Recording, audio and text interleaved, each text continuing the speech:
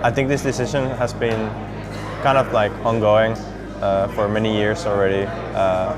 It's my thoughts on what one or what as a one I consider myself is as a player, and what I value for myself, and what I really am is very deep into this problem, I would say.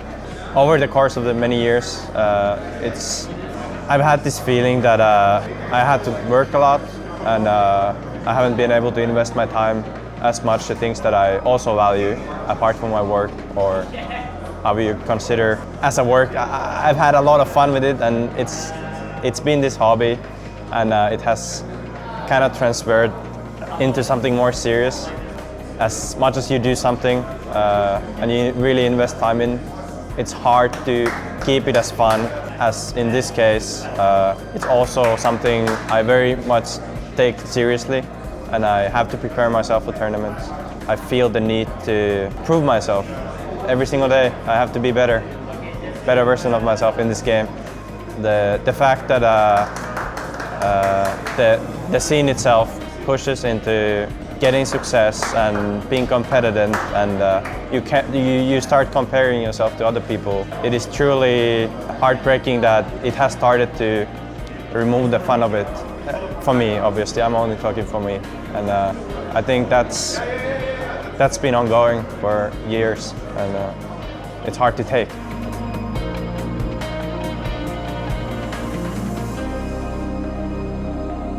I think the hardest part for player is the identity part, and truly like what is a person, what is this player, and like a big chunk of that is being a player, because you invest so much time into it, and you think about the game, and you want to prove yourself that you're able to do it. You kind of want to just forget everything else and to be the possible, to give it really the chance, the best chance that you may be competent and you have success. The fact that this identity is so much reliant on the highs and lows, and they hit you really hard. Bearing with that over many years, it is like a roller coaster. It is like, it's so much emotions to am I going to be the best version of myself for these finals, or you play some pub and somebody says you really stupid shit, like you're a terrible player, and it hits you hard because you are built around the identity you have created for yourself as a player. It's also how other people might you also see. It's you are the player, and when it hits such highs and lows, it's mentally very stressful. Also, it can be very good, and at the same time it's also very bad. So everything is amplified, connected to playing and being a player, and everything. Yeah.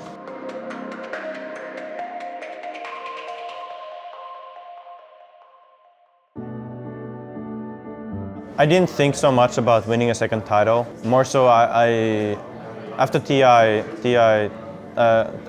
after 2018, after winning TI, I tried to grasp on what could motivate me, and I was thinking about it for many months, because I was kind of on the brink of, if I don't find any motivation, then I don't want to keep up. I don't want to keep going, and I found it in my teammates. I found it that as we as a unit can do such great things, then I want to make it for that. Not only I'm winning for myself, not only think of I'm improving and how can I be better as a player. I think of this as a unit, and try to really work and push towards playing together and making decisions together, and really just going just the same direction. And that was basically my last season. I really focused on that, and that helped me to better get closer to the players also, but to share what it is to win together. And I didn't care so much about the title itself or that, but also like what I really cared is the fact that we had such a rough season, and every day we tried to be better.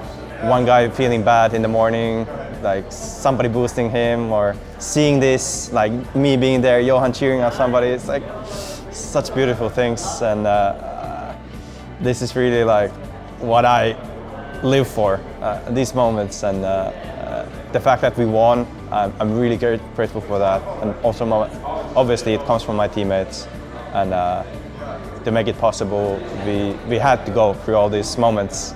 It's great that you get somebody gives you something for it. You get something concrete. You get the shield and you get the rings, and it's good memory. But in the end, it's all just in heart, and those moments is what I lived for, not the win or not the. I didn't think of it yet.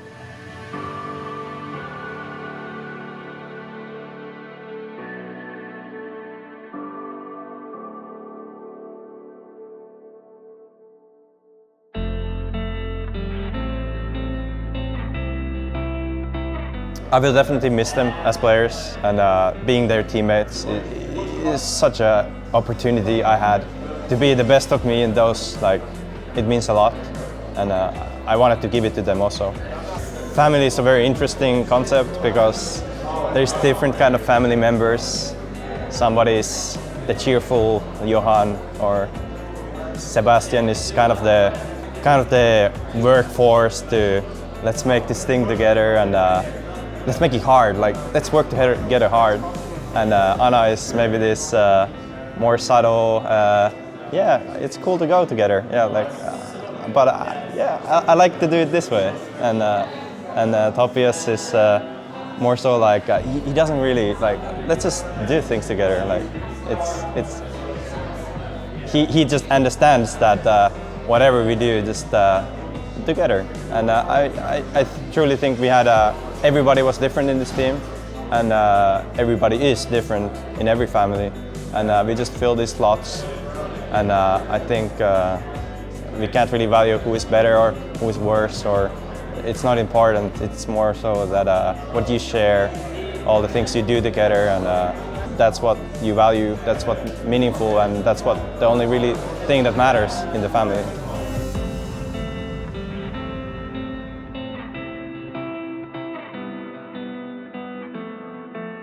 I mean, the first thing, as I was thinking about retirement, is the fact that the player identity goes away. I don't have to take myself as something that I have to achieve something playing, or that I can just forget that part and focus what's happening in everyday life. I have no pressure, I have no stress to do anything. More so, I give myself room to think and go through this process, and I really think that I will find whatever it is, but it's a matter of time. What's next is my question also. It's a good question, but I have the answer. I don't know the answer.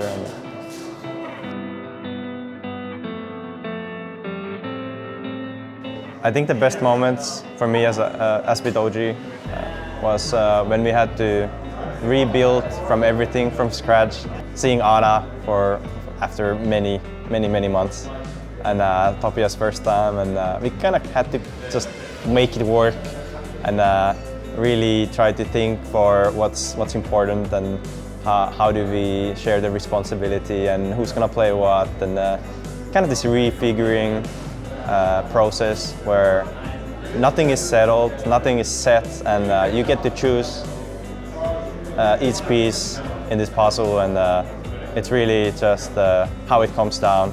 And I would say just the re-meeting of this newly created family, where there's just new members from what you wouldn't expect a week ago, but now we did the decision, and now we decide to invest ourselves into this process, in the work of trying to be the best. Getting this reunion of the players is what I would say was the most memorable.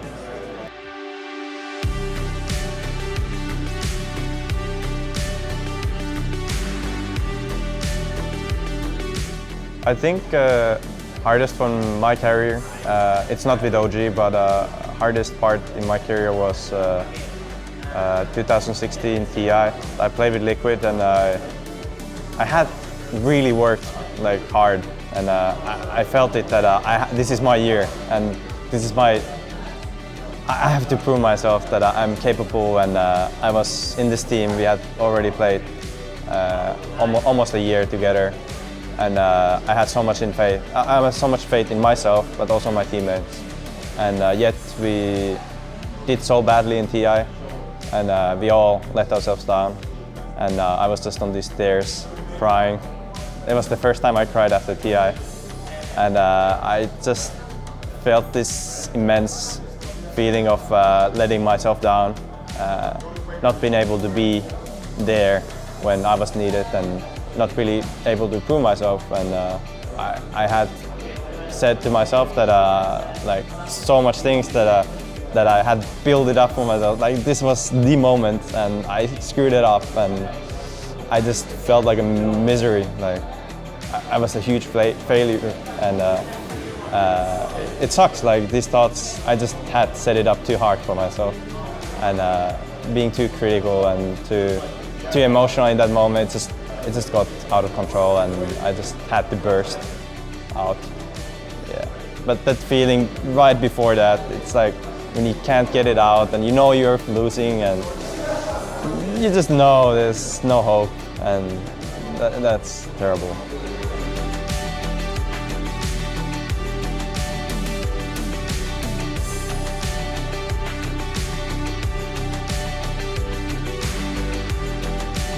A lot of people are hoping that I would say no, and there's still a chance, and this kind of living in the hope is what people are craving for.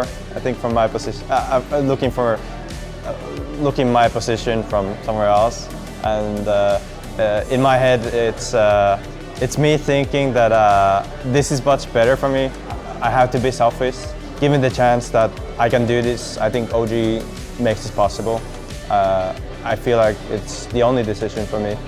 There's just way more hungry people, way more passionate about the competition part and Dota 2 that deserve the spot. And I don't think it this way, because I only think that I just want to leave the position, and I think I can't give enough for others in the team. I will just drag them down the whole season.